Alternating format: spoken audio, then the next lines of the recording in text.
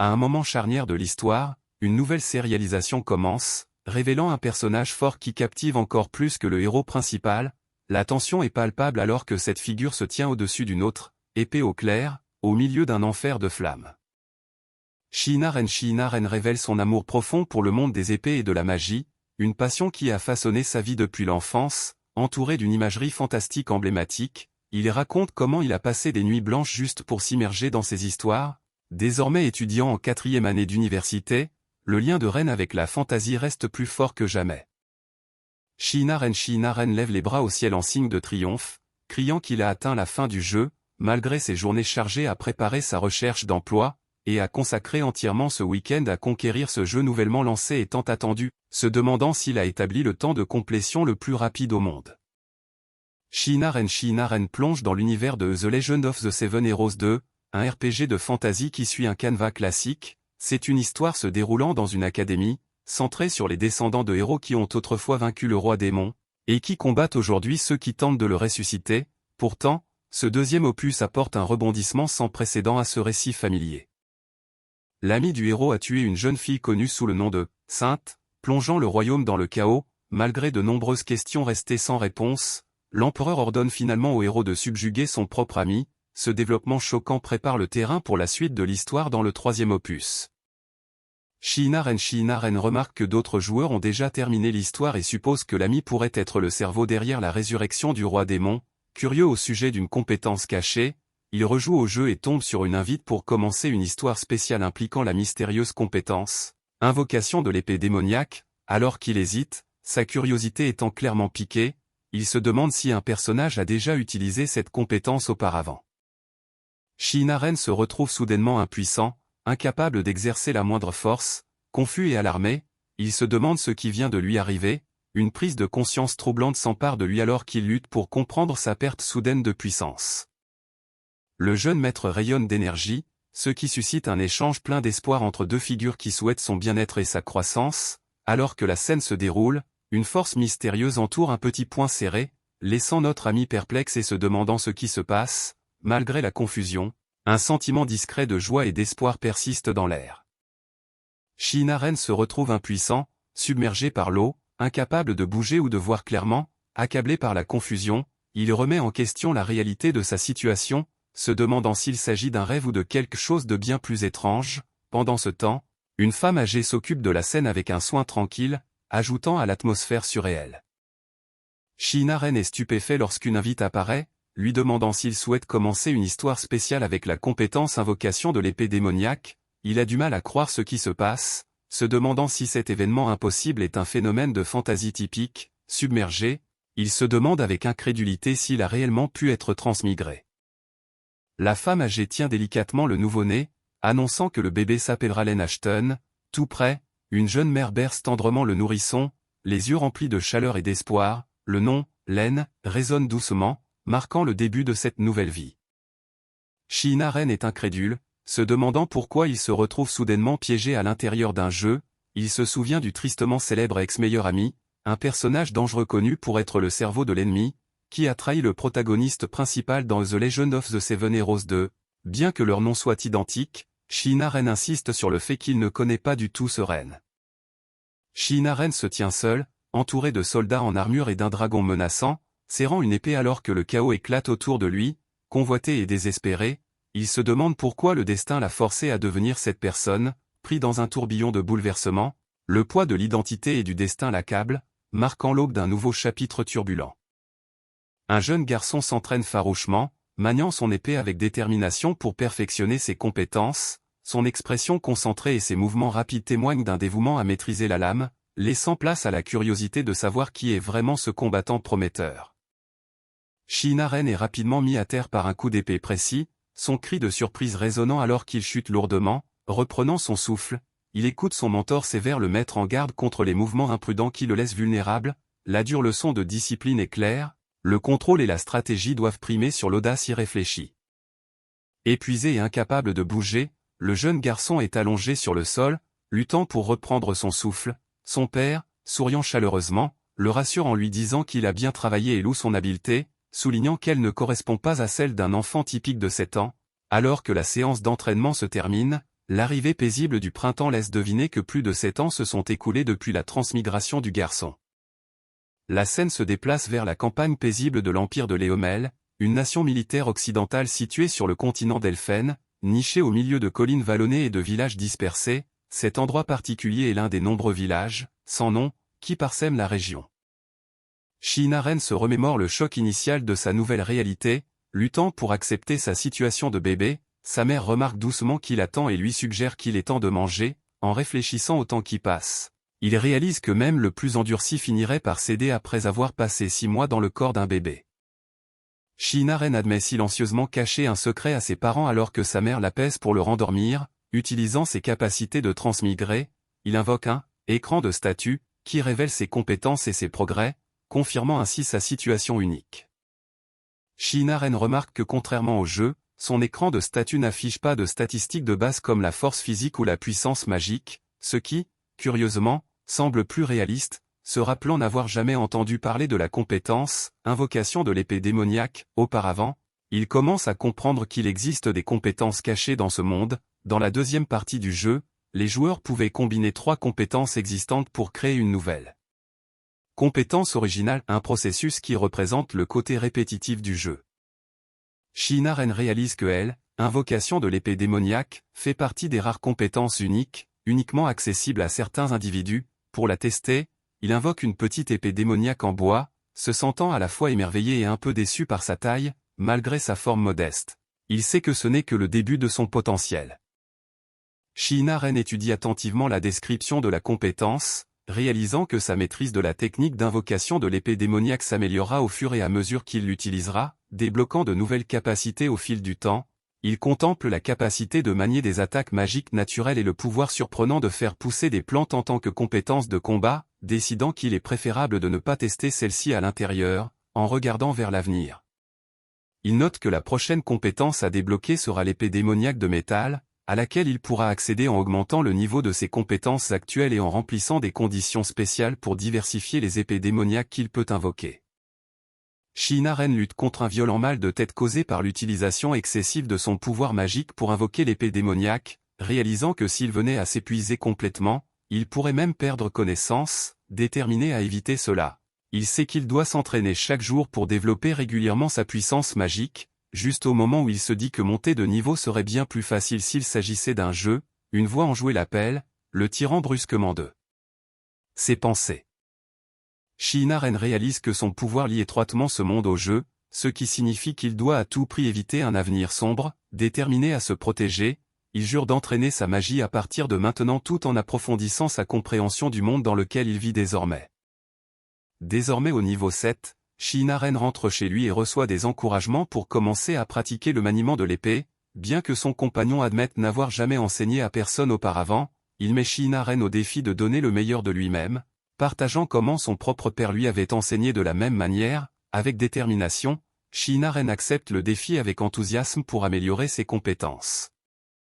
Shinaren saisit nerveusement l'épée démoniaque de l'élément bois, prêt à commencer son entraînement au maniement de l'épée. Avec un cri déterminé, il se lance dans une frappe puissante et rapide, mettant toute son énergie dans ce premier coup. Son compagnon loue son premier coup et l'exhorte à pousser ses limites jusqu'à ne plus pouvoir bouger, éveillant une farouche détermination chez Shinaren. Bien que surpris par sa propre force physique, il réalise rapidement que son endurance reste celle d'un enfant de 7 ans, le laissant essoufflé et épuisé après seulement un court instant. Épuisé et reprenant son souffle, Shinaren promet de revenir une fois qu'il aura repris assez d'énergie, tandis que son compagnon l'encourage à rentrer à la maison en premier. Malgré la fatigue, Shinaren remarque que sa maîtrise a augmenté grâce à l'utilisation de l'épée démoniaque de bois. À partir de ce jour, sa routine quotidienne comprend des séances d'études le matin suivies d'un entraînement au maniement de l'épée avec son père l'après-midi. Shinaren apprend que la pierre démoniaque est un objet prélevé sur le corps d'un monstre, mais qu'elle ne fonctionne que s'il chasse le monstre lui-même. La pierre que son père lui a donnée n'a montré aucune réaction, ce qui signifie qu'elle ne peut pas être utilisée, le forçant à prendre ce défi au sérieux. Contrairement aux légendes, ce chemin ne sera pas facile, mais il est déterminé à aller de l'avant. Et peu de temps après, un autre mois s'est écoulé, rythmé par la régularité de la vie quotidienne et d'un entraînement implacable. Shinaren continue de se surpasser, la respiration lourde, alors qu'il perfectionne son maniement de l'épée aux côtés de son père dans les champs. La tranquille détermination dans ses yeux montre qu'il devient plus fort à chaque frappe. Le père de Shinaren reconnaît l'amélioration de ses mouvements mais souligne sa tendance à perdre l'équilibre trop facilement. Il lui conseille de concentrer plus de force au niveau de la taille, illustrant son propos par une projection rapide qui envoie Shinaren au tapis. Malgré la chute, l'entraînement le pousse à affiner encore sa technique. Malgré son épuisement, Len insiste sur le fait qu'il peut continuer, refusant d'abandonner si tôt. Son père met gentiment fin à l'entraînement du jour, lui rappelant de ne pas trop forcer pour éviter de se blesser. Avec un sourire rassurant, il loue les progrès de Len et lui conseille de se reposer avant le dîner, faisant preuve de bienveillance sous sa ferme direction. Shinaren atteint enfin 88 points sur 100 dans sa technique d'invocation de l'épée démoniaque, se sentant à la fois soulagé et épuisé. Il réfléchit à la lenteur avec laquelle la compétence s'est améliorée malgré ses efforts quotidiens, mais il reste optimiste, sachant que quelques jours d'efforts supplémentaires le feront monter de niveau. Allongé dans l'herbe, il se dit que sa mentalité de joueur l'aide à rester motivé à travers l'effort répétitif. Les choses commencent à devenir un peu plus intéressantes. Une femme remarque doucement les ampoules sur les mains de Shinaren, inquiète que l'entraînement soit trop sévère, mais il insiste sur le fait que tout va bien, exprimant son empressement à continuer d'apprendre le maniement de l'épée malgré la douleur. La femme explique que la famille Ashton, connue pour être protectrice du village, voue un amour profond aux épées. Elle révèle que plutôt que de détester les épées, son mari craint en réalité autre chose, bien qu'il soit un guerrier courageux qui a affronté des monstres et l'a sauvé à de nombreuses reprises. Shinaren écoute attentivement, surpris de découvrir cette nouvelle perspective. La femme confesse sa peur que la bravoure de son mari ne devienne en réalité une malédiction, risquant de lui nuire un jour. Malgré son profond respect pour lui et les bénéfices que sa chasse aux monstres apporte au village, la pensée que son courage puisse se retourner contre lui l'effraie. Shinaren écoute calmement, absorbant le poids de son inquiétude. Le mari rassure Milieu avec un sourire confiant, insistant sur le fait qu'il est fort et ne tombera pas face aux monstres qui menacent leur village. Il promet d'être plus prudent qu'avant, soulignant que le bonheur de sa famille est ce qui compte le plus pour lui. Milieu le regarde avec un mélange de soulagement et d'inquiétude persistante, touché par sa détermination. Restant éveillé dans son lit, Shinaren réfléchit tranquillement au sens de la famille. Des souvenirs d'une vie passée refont surface. Ses parents ont divorcé tôt, et il a fini par suivre sa mère. Le paysage urbain et les silhouettes accentuent la solitude et la complexité de ses pensées. Au fil des ans, les conversations entre Shinaren et sa mère se sont faites rares jusqu'à ce que, à l'âge adulte, elles ne reviennent plus du tout à la maison. Malgré la distance, il lui reste reconnaissant d'avoir financé ses études universitaires, bien qu'il devine qu'elle a traversé des difficultés qu'elle n'a jamais partagées. La séance d'entraînement pousse Shinaren dans ses derniers retranchements, la sueur et les respirations lourdes témoignant de sa détermination. Juste au moment où l'épuisement prend le dessus, son mentor met fin à la journée, promettant de continuer demain. S'effondrant sur l'herbe, Shinaren accepte cette pause, anticipant déjà le prochain défi. Shinaren constate que la vie semble plus gratifiante aujourd'hui que par le passé, à travers des souvenirs de corvées quotidiennes et de moments d'études soutenus par sa mère. Malgré l'entraînement intensif qui le pousse à ses limites, il reste déterminé, encouragé par le défi de son mentor à continuer. Surmontant la douleur, Shinaren refuse d'abandonner, insistant sur le fait qu'il peut continuer malgré la suggestion de son mentor de s'arrêter. Sa détermination brille intensément, alors même que l'épuisement menace de le submerger. Shinaren, reprenant encore son souffle, ressent soudainement quelque chose de différent en lui. Lorsque son mentor lui demande s'il est blessé, il balaie l'inquiétude, surpris de constater que son corps semble plus léger et plus agile. Encouragé par cette nouvelle sensation, il se tient prêt à poursuivre l'entraînement. Shinaren s'élance vers l'avant avec une vitesse et une agilité nouvelles, esquivant les poutres en bois qui volent avec une concentration et une précision affûtées. Son corps bouge d'instinct, propulsé par la surprenante légèreté qu'il vient de découvrir en lui-même. Shinaren réagit instantanément, bloquant un coup soudain et puissant avec son avant-bras. La force de l'impact envoie des ondes de choc à travers l'air, le prenant lui et son adversaire au dépourvu. La vitesse de Shinaren prend son mentor complètement au dépourvu, le laissant les yeux grands ouverts et stupéfaits. Le mentor lutte pour suivre le rythme, parvenant à peine à parer les attaques rapides. Malgré sa surprise, il pousse vers l'avant, exhortant Shinaren à continuer sans relâche. Les coups de Shinaren portent avec une puissance surprenante, forçant son mentor à reculer dans un grognement de douleur. Le choc de sa propre force le laisse les yeux écarquillés alors qu'il réalise que sa vitesse et sa force musculaire augmentent rapidement. Les deux combattants s'affrontent farouchement, l'intensité de leur duel grimpant à chaque mouvement. La stupéfaction du mentor est évidente alors qu'il peine à comprendre la soudaine poussée de force de Shinaren. Dans un mouvement rapide et puissant, Shinaren brise l'épée du mentor en plein vol, le laissant hébété et sans défense. L'équilibre de leur duel bascule de manière spectaculaire en un instant.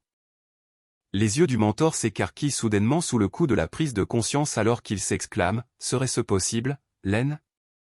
Shinaren se jette en avant avec une farouche détermination, forçant le mentor à le saisir au milieu de sa course, tous deux bloqués dans un instant tendu et électrique. Le mentor soulève Len avec un sourire fier, le louant pour sa nature de « porteur de compétences », visiblement impressionné par cette révélation. Len a l'air surpris et incertain, assimilant encore la portée des mots du mentor. Non loin de là, une femme appelle d'un ton inquiet, sentant que quelque chose ne va pas.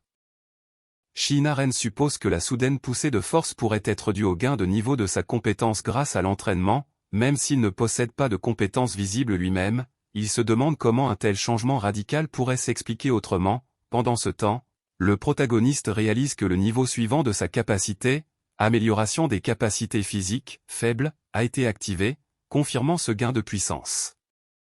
Un ami incite Len avec enthousiasme à quitter leur petit village pour se faire un nom en tant que chevalier dans la capitale. Len semble surpris par cette suggestion, tandis qu'un autre compagnon s'interroge à haute voix sur la nature de sa mystérieuse compétence. Malgré leur curiosité, Len insiste sur le fait qu'il n'est pas nécessaire de faire vérifier officiellement sa compétence, confiant que le fait de ne pas connaître son nom ne lui portera pas préjudice.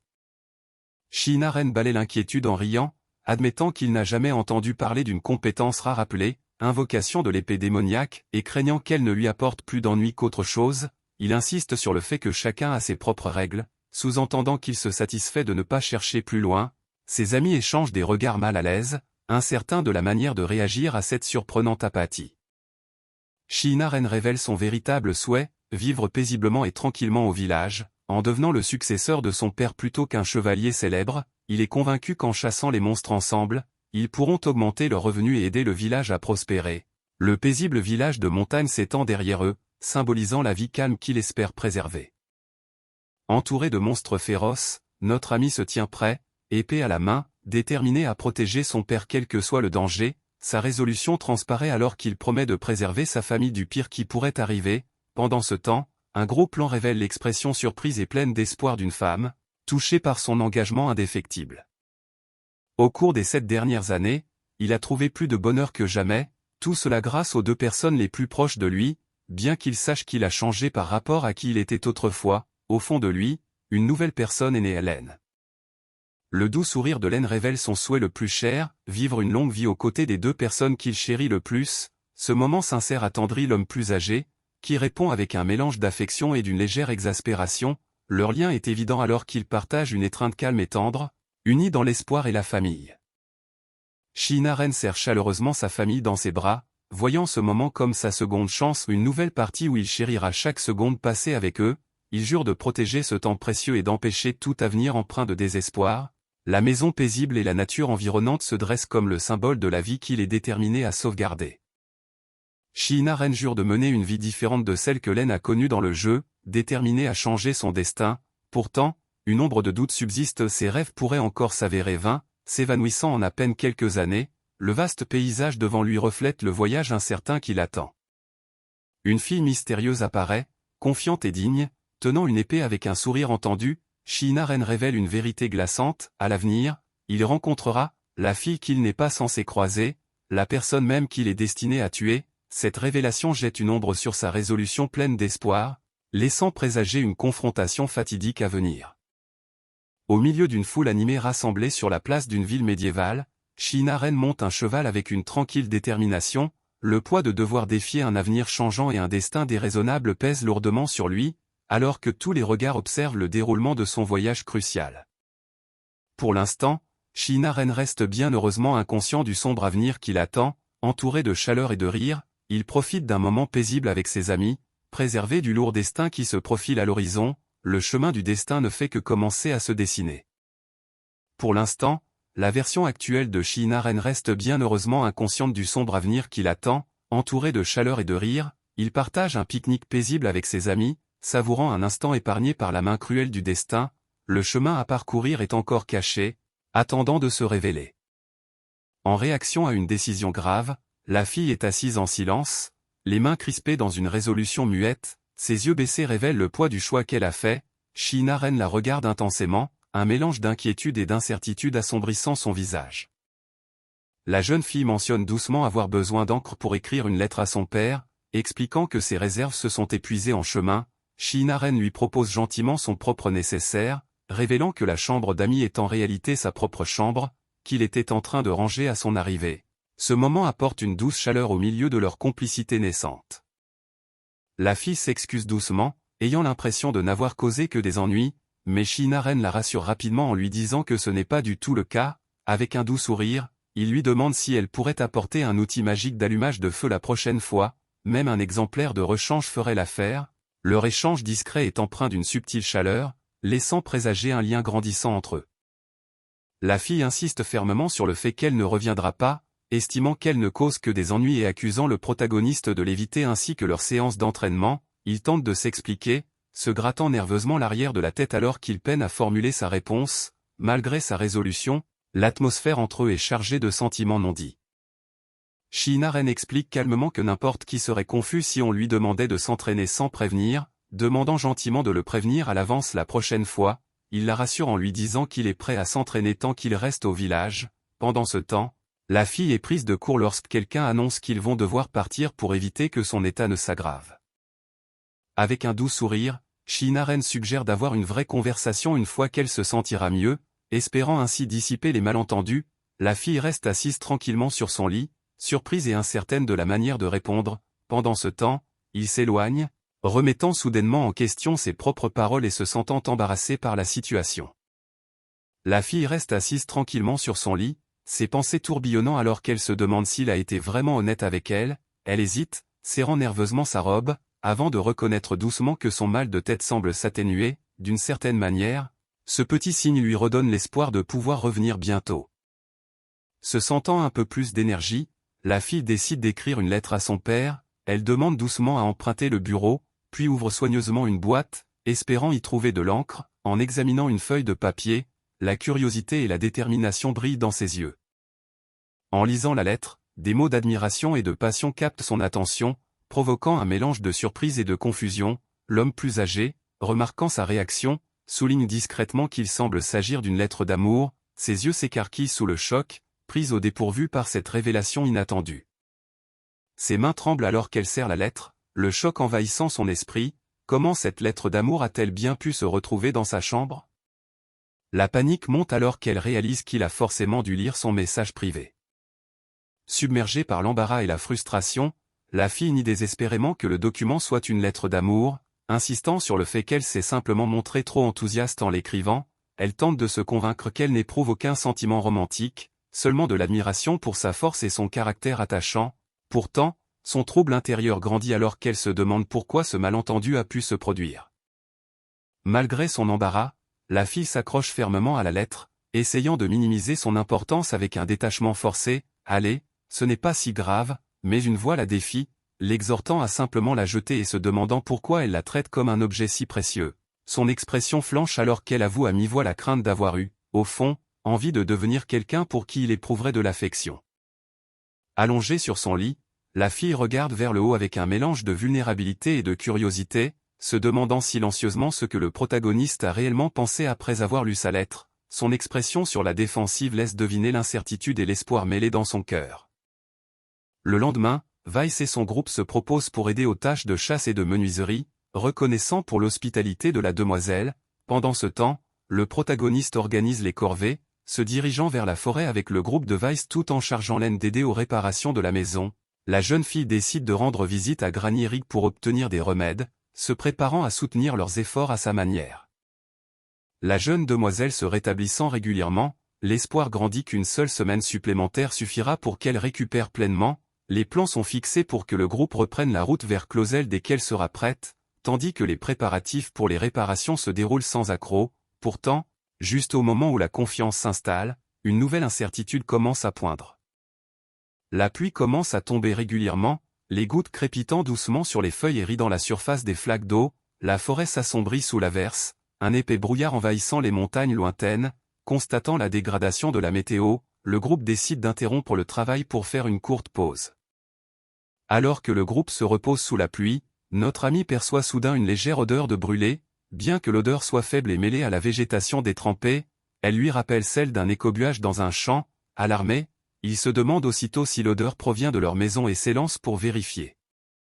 Courant à toute vitesse vers l'origine de l'odeur de brûlé, les pires craintes de notre ami se confirment lorsqu'il arrive et découvre leur maison enveloppée par des flammes rugissantes, une épaisse fumée noire s'élevant dans le ciel. La destruction est rapide et totale, ne laissant aucun doute sur le fait que cet incendie n'est pas un accident.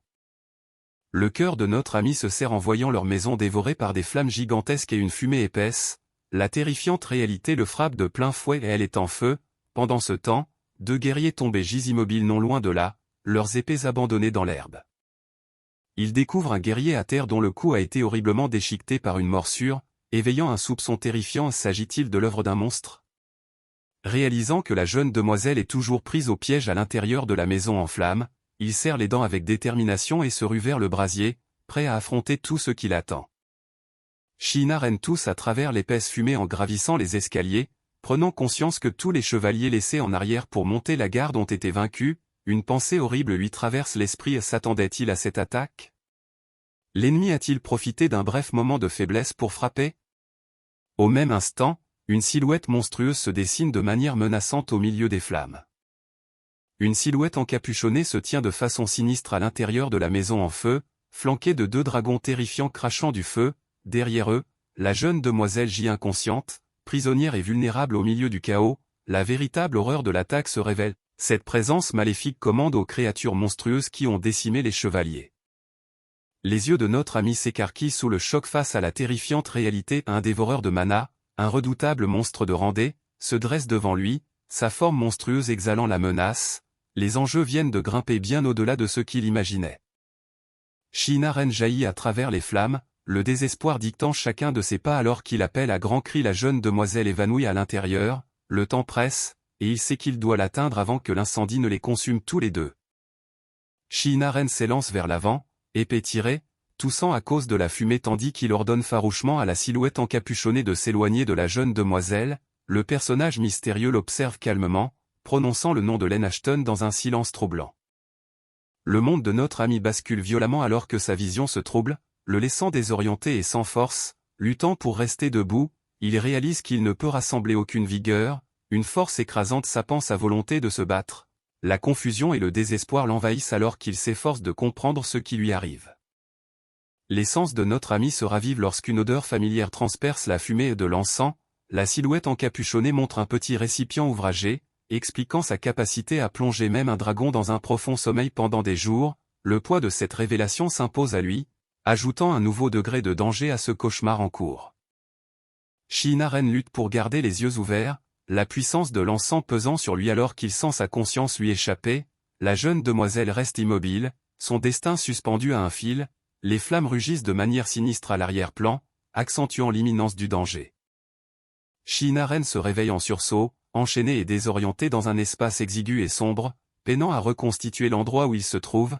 La panique monte lorsqu'il aperçoit la jeune demoiselle étendue inconsciente non loin de là, son sort demeurant incertain. Le désespoir altère sa voix alors qu'il l'appelle, espérant un signe de vie.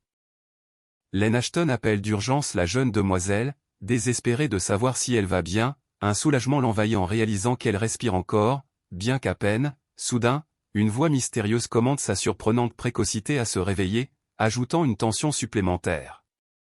La silhouette masquée conseille à notre ami de se tenir tranquille et d'endurer encore quelques jours de captivité, lui promettant qu'aucun mal ne lui sera fait s'il obéit. Le choc de Shiina Ren grandit lorsqu'il réalise qu'on les a emmenés très loin du village et que 4 jours de sommeil forcé se sont déjà écoulés. La panique et la confusion s'intensifient tandis que le chariot poursuit sa lente progression à travers la forêt sinistre. Le chariot continue sa route à travers un vaste paysage de montagnes escarpées, les sommets imposants et les forêts denses soulignant à quel point Shiina Ren a été éloigné de chez lui. L'immensité du ciel au-dessus laisse présager le long voyage qu'il reste à accomplir, accentuant le sentiment d'isolement et d'incertitude. Shiina Ren s'interroge sur les motivations du ravisseur, comprenant que cette figure mystérieuse doit être un dompteur de bêtes, quelqu'un capable d'invoquer et de contrôler des monstres. La vision effrayante de 2 féroces créatures de Randé confirme la puissance écrasante du ravisseur. signalant clairement à notre ami qu'il ne peut pas se permettre d'agir de façon imprudente. L'inquiétude de Shinaren s'accentue lorsqu'il s'aperçoit que l'état de la jeune fille se dégrade à vue d'œil, ligotée et affaiblie, elle peine à respirer, et il sait que si la situation perdure, ses jours seront gravement menacés. Déterminé, il se promet qu'il ne la laissera pas mourir ici. La scène se déplace vers la cité septentrionale d'Iclosel dans l'empire de Léomel, dévoilant une vaste forteresse bâtie sur une colline, au milieu des roses en fleurs. Une jeune fille aux traits délicats et magnifiques est assise tranquillement sur un banc, l'air pensif et lointain. Une question demeure, qui est cette mystérieuse jeune fille? La jeune demoiselle, s'ennuyant maintenant que son entraînement est achevé, balaie l'inquiétude de son compagnon chevalier. Observant les hommes blessés à proximité, ce dernier admet à contre-cœur qu'ils ne sont plus en état de lui servir de partenaire d'entraînement à l'épée. Calme et sereine, elle l'interroge sur la situation préoccupante dans le territoire et sur sa décision soudaine de revêtir son armure. Le chevalier révèle qu'il a reçu l'ordre du maître de patrouiller dans la partie nord-ouest du territoire, une tâche suffisamment grave pour justifier l'envoi d'un chevalier de son rang. Il admet solennellement que sa mission est d'abattre une bête, faisant allusion à une créature dangereuse et problématique qui a fait son apparition. La curiosité de la jeune demoiselle est piquée alors qu'elle l'interroge sur la nature de cette bête.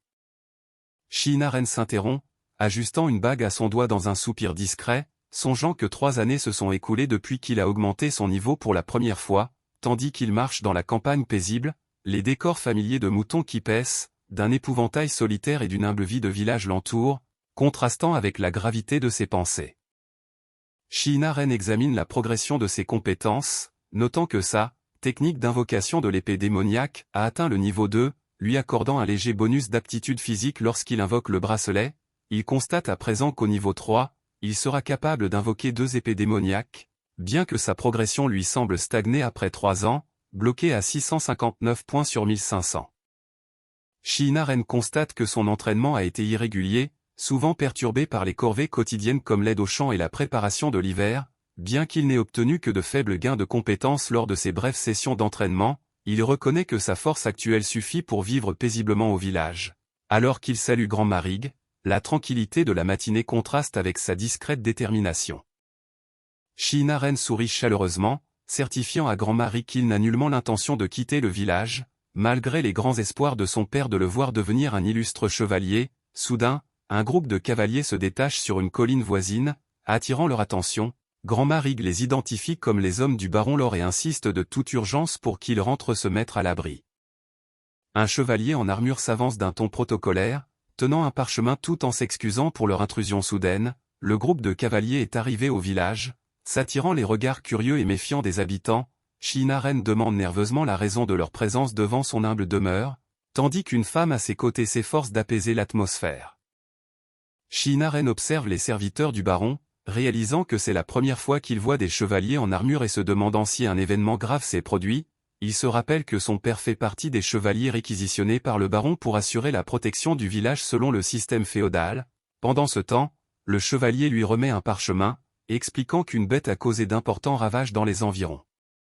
Le chevalier explique que plusieurs villages ont déjà subi les assauts d'une bête rapide aux allures de vermine, faisant des victimes.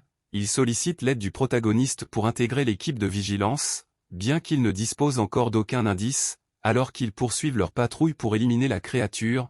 Shinaren prend la mesure de la gravité de la situation, comprenant que cette bête est suffisamment redoutable pour nécessiter une unité de subjugation spéciale.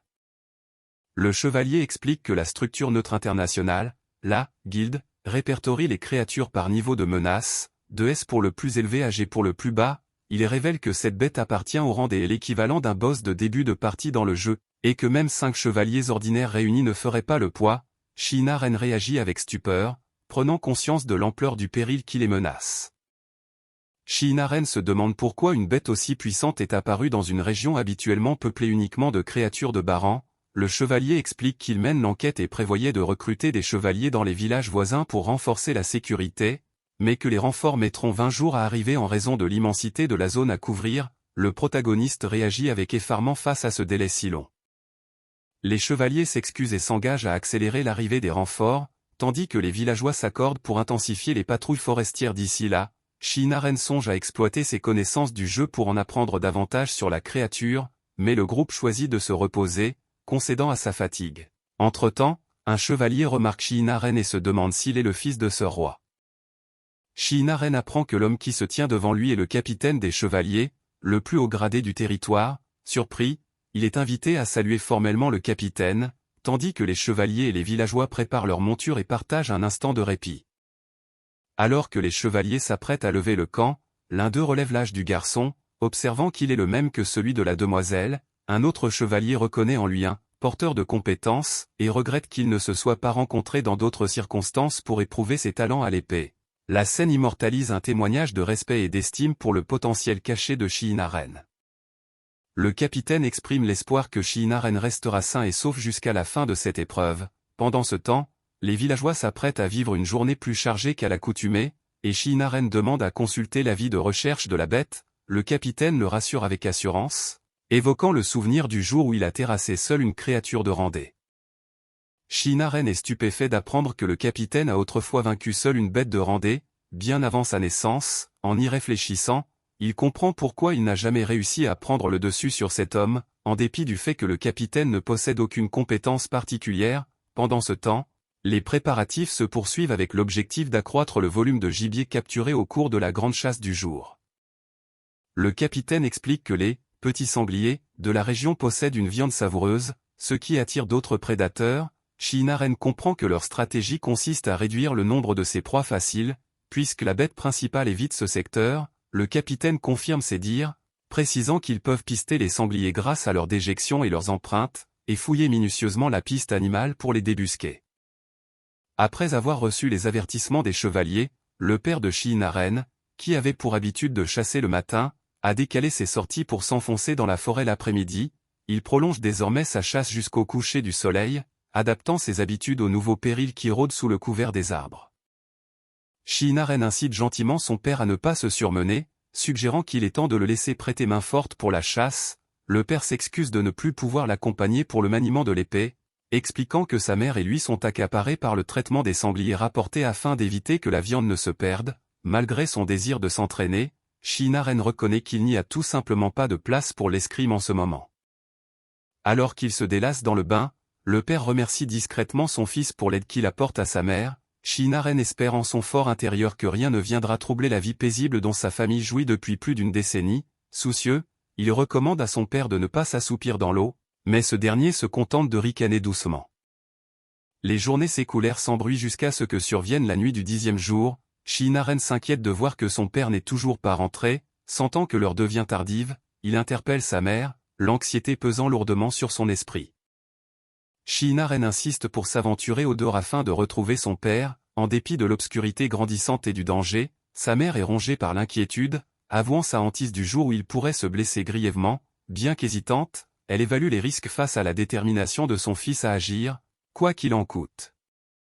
Shinaren et sa mère s'avancent prudemment dans la nuit, leur torche épeinant à percer les ténèbres épaisses qui les entourent. Il confie que c'est la première fois qu'il s'aventure dehors après le crépuscule, tandis qu'elle l'exhorte à surveiller ses pas. Soudain, elle lui désigne la lueur vacillante de torches matérialisant le pont à la lisière de la forêt, signalant qu'il touche au but. La mère met Shinaren en garde de veiller à ne pas basculer dans la rivière qui délimite la forêt. Alors que le grondement des eaux se fait plus intense, il promet nerveusement de redoubler de prudence. Elle lui explique qu'ils ne pourront pas aller au-delà du pont, car c'est là que rôdent les bêtes, tandis qu'il note que ses yeux commencent à s'accoutumer à la pénombre. Shinaren et sa mère aperçoivent soudain une silhouette adossée à un arbre dans la forêt sombre. La mère lève sa torche, l'interpellant avec soulagement, tandis que les yeux du garçon s'écarquillent sous le coup de la surprise. Tous deux laissent éclater une joie profonde en réalisant qu'il s'agit de son père, sain et sauf. Shinaren est perplexe et inquiet, se demandant pourquoi son père a choisi de se reposer dans un endroit aussi exposé. Sa mère, résolue, lui intime l'ordre de rester en arrière pendant qu'elle s'élance sur le pont en l'appelant. Ses yeux s'écarquillent sous le choc en s'approchant, et elle et Shinaren s'enquièrent avec anxiété de son état. Leur père s'effondre contre le tronc, le sang maculant ses vêtements tandis qu'il presse sa main contre son flanc blessé, visiblement exsangué en proie à la douleur. La cruelle réalité de son état s'impose à eux, jetant un voile sombre sur ses retrouvailles. Le cri déchirant de Shinaren, « Père !» retentit à travers les bois alors que son père blessé lutte pour respirer, le sang s'écoulant de sa bouche. La gravité de la situation pèse lourdement sur eux, mettant en évidence la sévérité de ses blessures. La tension monte alors que Shinaren et ses compagnons font face à une situation désespérée dans la forêt sombre, l'urgence dans leur voix révèle la gravité du moment, tandis que la lueur vacillante de la torche transperce les ombres de la nuit. Le silence inquiétant n'est brisé que par le bruissement des feuilles et la peur palpable qu'une présence invisible ne s'approche. Un énorme sanglier sauvage bondit férocement, les mâchoires grandes ouvertes et les défenses étincelantes, visant droit sur Shinaren. Dans un cri d'alarme, le protagoniste se prépare au choc, serrant fermement son arme alors que la bête s'abat sur lui. Le sanglier sauvage s'écrase sur l'aine avec une force terrifiante, ses mâchoires claquant dangereusement près de son visage. Ses compagnons poussent des cris d'alarme, mais l'aine lutte pour maintenir la bête à distance, serrant les dents contre la douleur. La créature massive le maintient au sol, ses yeux féroces fixés sur sa proie alors que l'aine se bat pour survivre. L'aine se débat sous le poids écrasant du sanglier sauvage, exhortant désespérément sa mère à fuir alors qu'une autre silhouette se précipite pour affronter la bête. La tension grimpe d'un cran lorsque deux autres sangliers sauvages apparaissent, les encerclant et forçant le groupe à un face-à-face mortel. Réalisant l'effet de sa compétence à amélioration des capacités physiques, faibles, l'aine trouve la force de repousser le sanglier massif loin de lui. Dans un cri féroce, il repousse la bête, gagnant de précieuses secondes alors que les autres sangliers chargent vers ses compagnons. Le groupe se démène pour réagir tandis que le danger s'intensifie autour d'eux. Shinaren grimace de douleur alors qu'un coup puissant s'abat sur lui, le forçant à réagir de toutes ses forces. L'intensité du moment est palpable alors qu'il lutte pour résister à cette force écrasante. Shinaren frappe le sanglier sauvage qui charge d'un coup rapide et puissant, l'envoyant s'effondrer au sol. Le choc se lit sur son visage lorsqu'il réalise qu'il n'a fallu qu'un seul coup pour terrasser la bête, mais le danger n'est pas encore écarté, car un autre sanglier fond sur lui dans un grognement féroce. D'un coup féroce, Shinaren tranche le sanglier qui chargeait, le projetant en arrière. La force de l'impact fracasse le sol en dessous, témoignant de sa force grandissante et de sa détermination au cœur de la bataille. Shinaren regarde attentivement le dernier sanglier sauvage battre en retraite, le cœur battant de soulagement et de détermination. Il réalise que tout son entraînement et ses compétences l'ont mené à ce moment précis. Il peut véritablement se battre et protéger ses compagnons. Le poids de son évolution s'installe alors qu'il retrouve ses esprits, prêts pour la suite. La scène se déplace vers une maison de campagne paisible nichée au milieu de collines verdoyantes, où le calme remplace la tension précédente. À l'intérieur, un homme plus âgé prépare soigneusement un remède, sa main est stable mais fatiguée, il exhale profondément, le soulagement l'envahissant alors qu'il prend un moment pour se reposer. La femme plus âgée les rassure en leur disant que l'état du père s'est stabilisé, bien qu'il reste imprévisible. La gratitude et le soulagement envahissent la famille, mais un doute persiste, il est impossible que leur père ait été vaincu si facilement par ces faibles monstres. La famille commence à soupçonner que leur père a dû croiser la route d'un certain monstre recherché, au plus profond de la forêt. L'inquiétude de notre camarade grandit alors qu'il se demande si la créature rôde toujours là-bas, tout en sachant que les renforts n'arriveront pas avant 10 jours. La peur s'empare des villageois à l'idée que le monstre puisse envahir leur maison, menaçant tout le monde, y compris leur mère. Notre camarade lutte contre l'impuissance de la situation, cherchant désespérément un moyen de les protéger. Déterminé, il prend la résolution de faire tout ce qu'il peut pour l'instant, alors que la forêt de mauvais augure se dessine au loin. Notre camarade retrouve le petit sanglier de la veille et remarque qu'il n'a pas encore été dévoré par d'autres monstres. Alors qu'il s'apprête à le ramener à la maison, une étrange brume s'élève du sanglier et se fait soudainement absorber par le bracelet orné à son poignet, le laissant stupéfait. Notre camarade réalise que la puissance du bracelet a augmenté, confirmant que la technique d'invocation de l'épée démoniaque ainsi que l'épée démoniaque elle-même sont devenues plus fortes. Il en déduit que ce regain d'énergie provient de l'absorption du pouvoir magique de la pierre démoniaque située à l'intérieur du corps du sanglier. En réfléchissant au passé, il comprend que le bracelet ne s'active que lorsqu'il chasse le monstre lui-même. Notre camarade déclare solennellement son intention de reprendre le devoir de son père de protéger le village, pleinement conscient des dangers qui l'attendent. Malgré le poids de cette responsabilité, il jure de faire honneur à l'héritage de la famille Ashton. La femme réagit avec inquiétude, lui rappelant qu'il n'est encore qu'un enfant, quelle que soit la force qu'il a acquise. Son père étant blessé, notre camarade admet qu'il est le dernier espoir du village contre les monstres et demande, tout en sachant que c'est un lourd fardeau, qu'on lui permette de protéger tout le monde jusqu'à l'arrivée des renforts. La femme l'écoute, partagée entre l'inquiétude et la compréhension. Cette nuit-là, leur mère est restée éveillée au chevet de leur père blessé, incapable de trouver le repos. Au matin, elle donne son accord prudent pour que notre camarade entre dans la forêt, à condition qu'il revienne avant le crépuscule, avec un mélange de détermination et de nervosité, Shinaren s'avance dans les bois, prêt à affronter ce qui l'attend. Leur mère l'avertit de ne pas s'aventurer trop profondément dans la forêt et lui dit d'utiliser le rocher Tsurugi, un grand repère en forme d'épée, comme guide s'il venait à se perdre. Shinaren médite sur la magie mystérieuse de l'épée démoniaque de bois alors qu'il se prépare au danger à venir. Pendant ce temps, le souvenir refait surface d'un puissant boss du jeu capable de manier la magie de la nature, laissant présager les défis qu'il pourrait rencontrer. Shinaren est surpris par un sanglier sauvage qui surgit des buissons, mais il se ressaisit rapidement, malgré la frayeur. Il reconnaît qu'il s'agit d'un simple sanglier ordinaire et essaie de se concentrer, ne sachant pas comment manier la magie de l'épée démoniaque. Il tente de l'invoquer en s'écriant « Viens, pousse d'arbre, viens, lierre », alors que de petites lianes commencent à émerger du sol. Les lianes s'enroulent rapidement autour du sanglier sauvage, le ligotant solidement tandis qu'il se débat pour se libérer. La magie naturelle de l'épée démoniaque fait clairement effet, contrôlant les plantes pour immobiliser la créature. Shinaren est émerveillé par la puissance de la magie naturelle de l'épée démoniaque, observant les lianes enserrer étroitement le sanglier qui se débat. Bien qu'il sache qu'il devrait l'achever rapidement d'un seul coup, il hésite, incapable de se résoudre à causer plus de tort que nécessaire à la créature. Il note que bien que la magie consomme de l'énergie, sa facilité d'utilisation est indéniable. Se servant du petit sanglier qui approche pour s'exercer, Shinaren perfectionne ses compétences avec la magie naturelle de l'épée démoniaque. Ses efforts impressionnent les villageois à proximité, qui regardent avec émerveillement. À la fin de la journée, il a chassé avec succès 12 sangliers, démontrant sa maîtrise grandissante. Shinaren continue sa chasse implacable, capturant 12 autres petits sangliers le deuxième jour, impressionnant les villageois par son habileté croissante. Le troisième jour, il repousse encore ses limites, parvenant à augmenter le nombre de sangliers capturés, affichant sa détermination et sa maîtrise de la magie naturelle de l'épée démoniaque. Une bête légendaire connue sous le nom de Chef Wolven, un monstre unique et rare classé au sommet du rang D, hurle sous le clair de lune, gardant un objet rare qui ne peut être obtenu qu'en le battant. Shinaren, l'épée à la main, avance prudemment dans la forêt, sentant une présence devant lui alors qu'il poursuit sa route avec détermination. Le colossal Chef Wolven bondit avec une vitesse terrifiante, faisant perdre l'équilibre à Shinaren. Luttant pour se rétablir, il réalise que l'agilité de la bête lui donne un net avantage dans ce combat acharné. Shinaren se prépare au choc, sachant qu'il doit s'adapter rapidement pour survivre. Shinaren réalise qu'il ne s'agit pas d'une bête ordinaire, le Chef Wolven possède la rare capacité de manier la magie du vent. Soudain, une puissante rafale fracasse les arbres environnants, le balayant du sol alors qu'il peine à faire face à la puissance écrasante du monstre.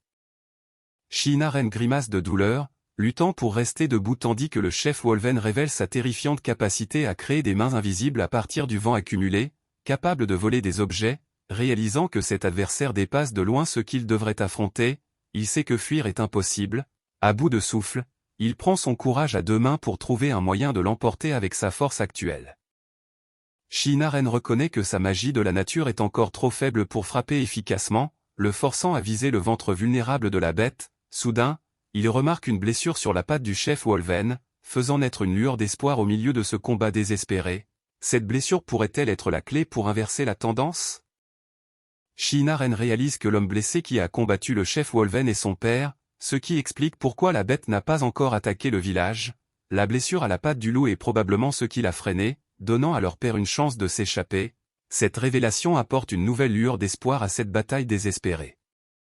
Shinaren réfléchit au sacrifice de son père, reconnaissant qu'il a accompli son devoir de chevalier. Avec une détermination renouvelée, il est résolu de ne pas abandonner.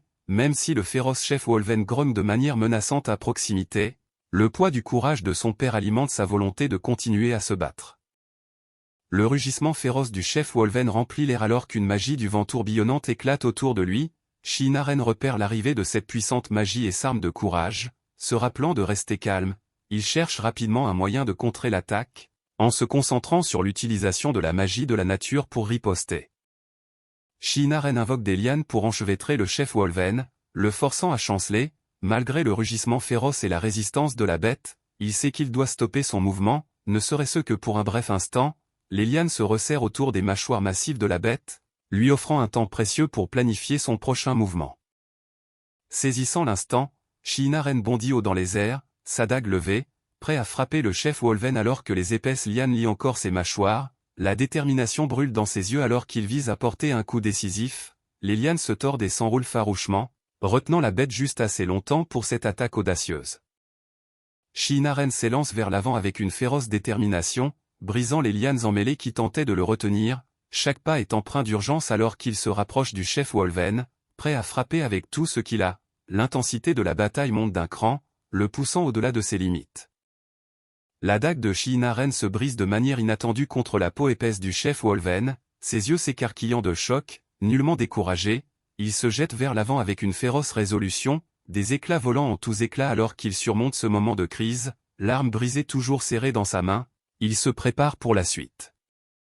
Le chef Wolven grogne, prêt à contre-attaquer alors que l'épée magique brisée éclate complètement, Shinaren peine à invoquer à nouveau l'arme, mais l'effort draine trop de mana, le laissant affaibli et se tenant la tête de douleur, la fatigue d'essayer de restaurer l'épée brisée menace de le submerger juste au moment où la bête s'apprête à frapper.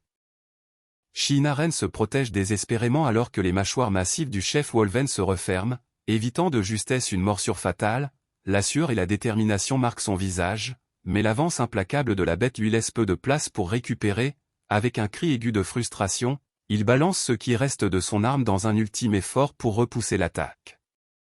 Shinaren est violemment projeté en arrière par l'attaque sauvage du Wolven, atterrissant lourdement et toussant alors qu'il peine à reprendre son souffle, il s'effondre contre un arbre, haletant fortement, tandis que d'épaisses lianes commencent soudainement à germer et à s'enrouler autour de lui, lui offrant un fragile instant de défense. Le féroce Wolven grogne de manière menaçante, se rapprochant avec une intention implacable. Le Wolven ronge farouchement les épaisses lianes qui le retiennent, déterminé à se libérer. Pendant ce temps, Shinaren, haletant et sur le point de perdre connaissance, serre une herbe mystérieuse, espérant qu'elle pourrait être sa dernière chance de survivre. Les pensées de Shinaren se tournent vers son père blessé, réalisant que l'herbe pourrait ne pas suffire à le sauver. Déterminé, il s'arme de courage, refusant de céder et se rappelant le véritable but de son voyage, alors que le Wolven s'élance, il cherche désespérément une arme pour riposter. Shinaren se saisit d'une dague cachée, une lueur de reconnaissance apparaissant alors qu'il la serre fermement, le Wolven grogne, mais soudain, les épaisses lianes explosent sous l'effet d'une force invisible, un loup féroce, équipé d'un harnais et rugissant, charge vers l'avant, dispersant les lianes et créant un moment de répit. Shinaren, épuisé et désespéré, exhorte le loup à rester immobile alors que celui-ci grogne féroce, empêtré dans d'épaisses lianes, le loup se débat violemment, ses puissantes mâchoires claquant contre les entraves qui gagnent du terrain, malgré son mana déclinant. Shinaren sait qu'il doit se dépêcher d'atteindre les cadavres des petits sangliers, espérant trouver un moyen de les sauver tous les deux. Shinaren se précipite vers les sangliers abattus, sachant qu'il n'a plus besoin que de 3 pierres magiques pour débloquer la puissante épée magique de métal, il se prépare, prêt à tout parier sur cette dernière chance, alors que le loup rugit férocement à proximité, il raffermit sa résolution, prêt à affronter la suite si l'épée magique de bois ne suffit pas.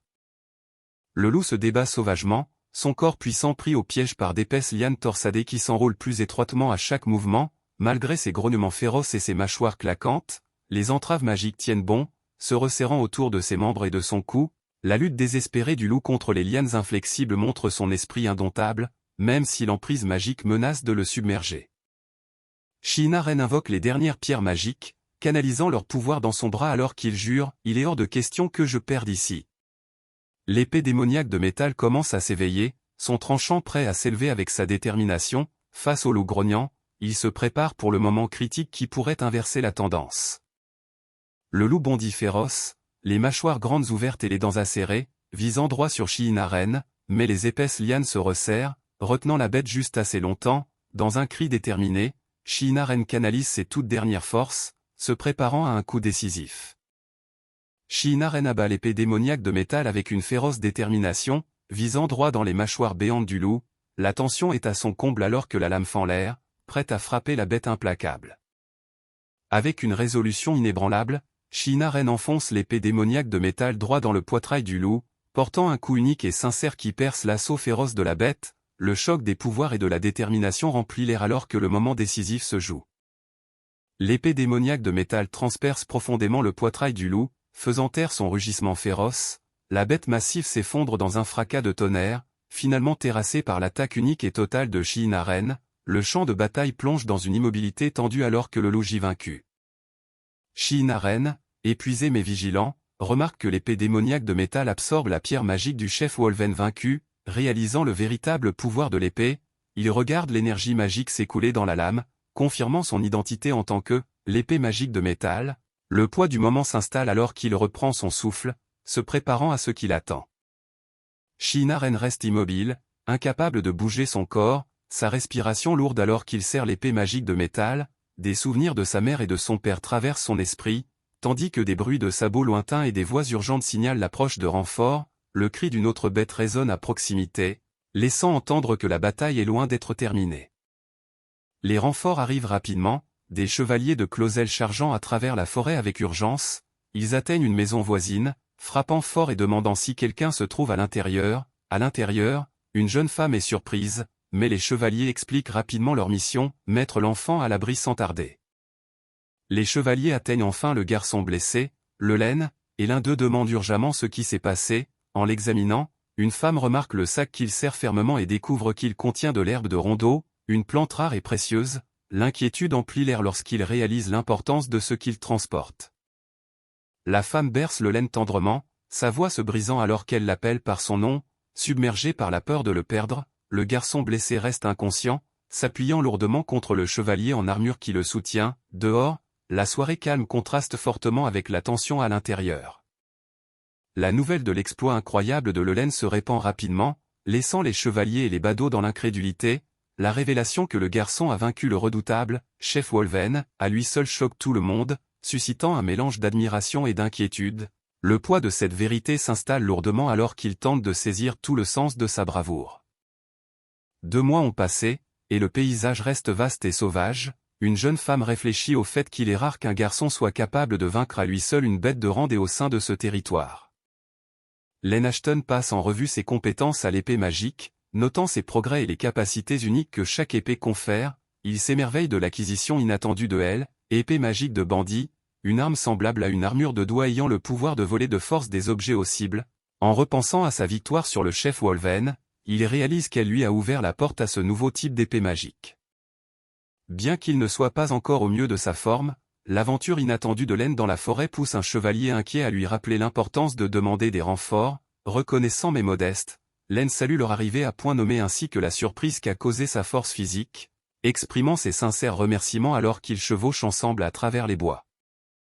Il est confirmé que le sac transporté par le protagoniste contient des trésors cachés par le chef Wolven, notamment de précieuses matières médicinales. La récompense pour cette année est une exemption d'impôt, le seigneur achetant ces matériaux rares à un prix supérieur à celui du marché. Enthousiasmé par la nouvelle, le protagoniste réalise que cela aidera le village à prospérer pour les décennies à venir.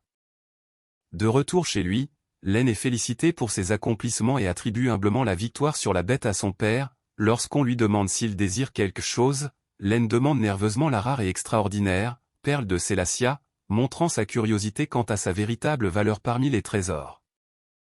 Len demande timidement s'il peut également recevoir le bracelet orné, ce qui lui est chaleureusement accordé. Se sentant fier de pouvoir enfin le porter ouvertement, son père exprime son inquiétude face à la bravoure téméraire de Len, mais reconnaît qu'il a agi admirablement en risquant sa vie pour protéger tout le monde. Entouré de ses proches, Len est salué comme étant vraiment formidable pour son courage et son sacrifice.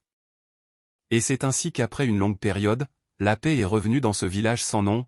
La vie reprend son rythme calme, les villageois vaquant à leurs tâches quotidiennes sous le décor serein de la montagne.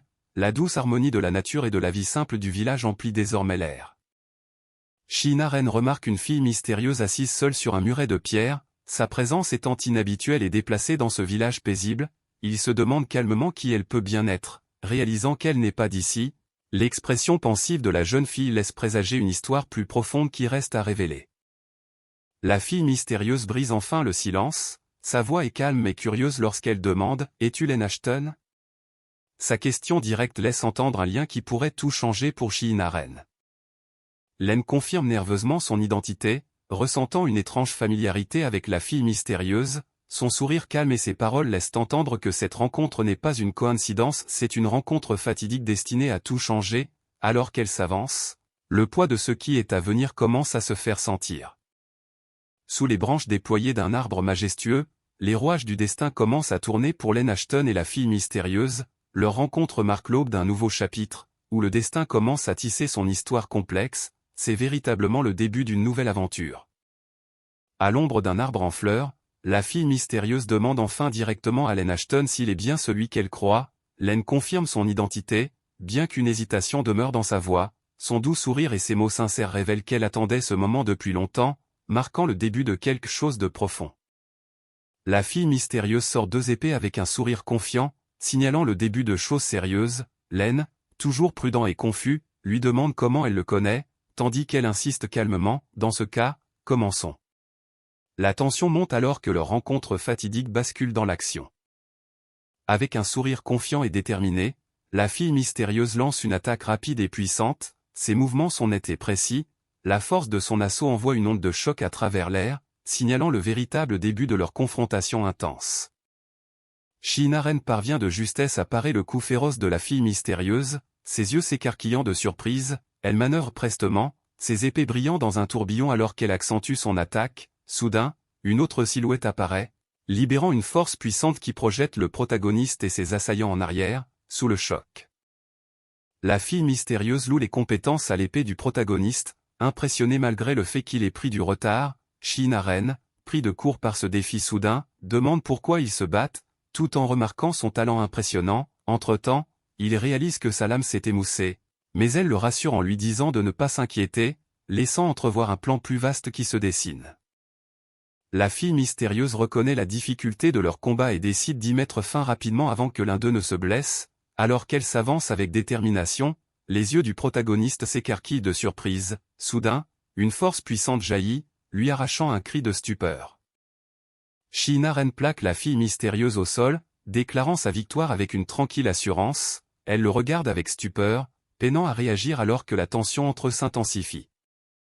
La fille mystérieuse réprimande le protagoniste pour s'être approché trop près, provoquant ses excuses rapides. Malgré sa surprise et sa confusion, elle insiste pour poursuivre leur duel, refusant d'admettre la défaite. Soudain, une voix autoritaire interrompt la scène, ordonnant à la princesse d'arrêter immédiatement.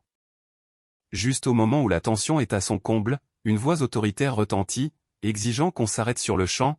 Sheena Wren regarde la scène avec surprise alors que la princesse s'avance. Son expression étant sérieuse bien qu'hésitante, elle se prépare à s'expliquer, signalant un tournant dans le conflit qui se joue.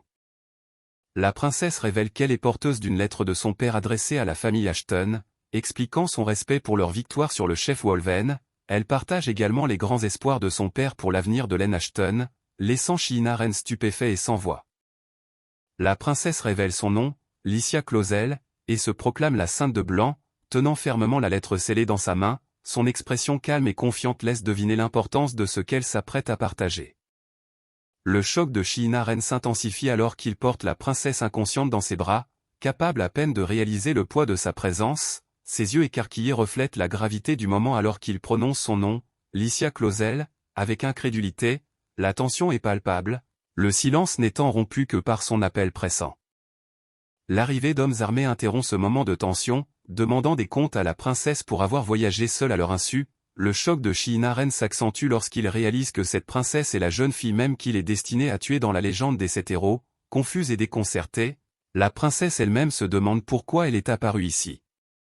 Sheena Wren se trouve dans un refuge tranquille, veillant sur la princesse pendant qu'elle se repose au lit sous le regard d'un garde austère. À proximité, les soldats partagent un rare moment de camaraderie, souriant lorsqu'une servante leur apporte des rafraîchissements. Dans une pièce calme baignée d'une douce lumière du jour, la princesse et Sheena Wren s'asseyent l'un en face de l'autre, partageant une conversation tranquille.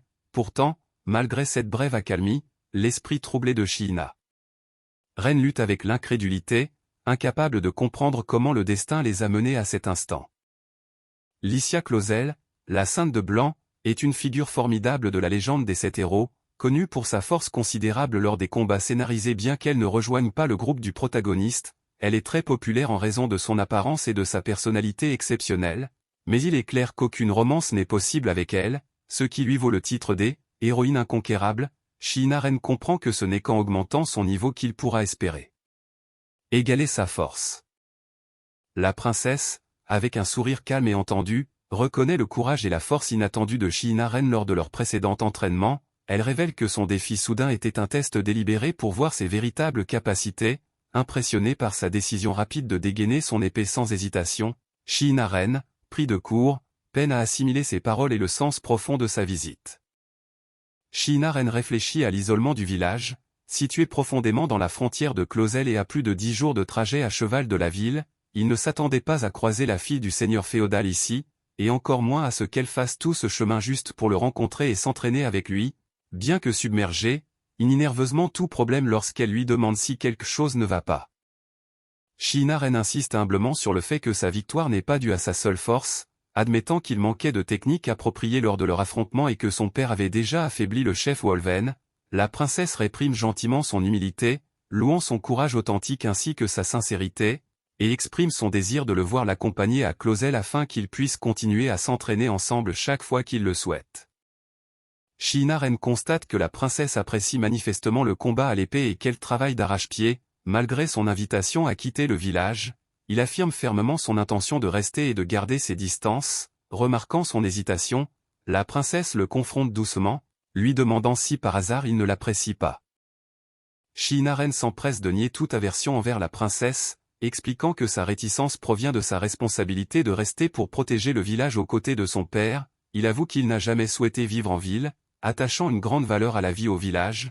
La princesse l'écoute en silence, son expression pensive alors qu'elle se promet intérieurement de ne pas abandonner.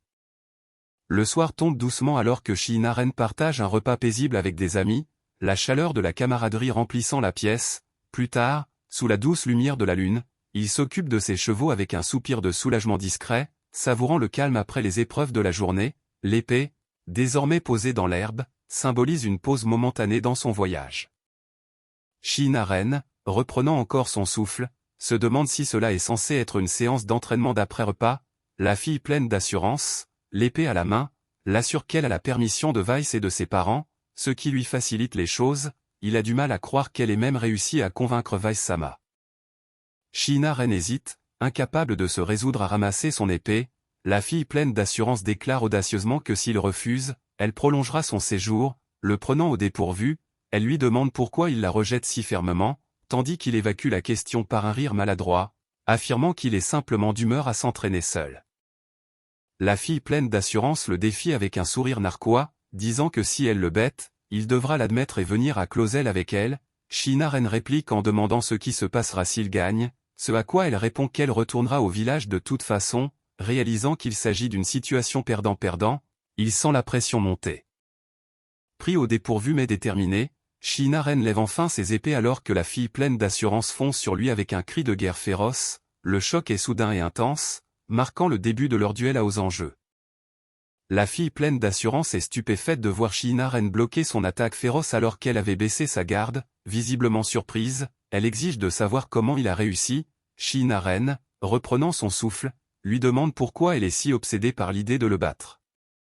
La fille pleine d'assurance réplique farouchement, déclarant qu'elle déteste perdre, surtout en tant que sainte de blanc. Elle charge à nouveau avec une détermination renouvelée, insistant sur le fait qu'elle ne perdra pas face à un garçon de son âge. Leurs épées s'entrechoquent à nouveau dans une lutte de volonté tendue. Shinaren contre l'attaque de la fille d'un mouvement rapide, se demandant ce que son titre de sainte de blanc a à voir avec leur combat. La fille déclare avec assurance que ses compétences à l'épée, ses capacités physiques et sa magie sacrée rendent la défaite impensable pour elle. Elle se prépare, prête à prouver sa force.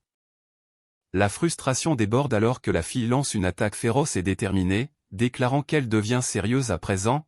Animée d'une farouche résolution, elle jure qu'elle battra définitivement Shinaren cette fois. L'intensité de leur duel s'accentue lorsqu'ils s'affrontent à nouveau.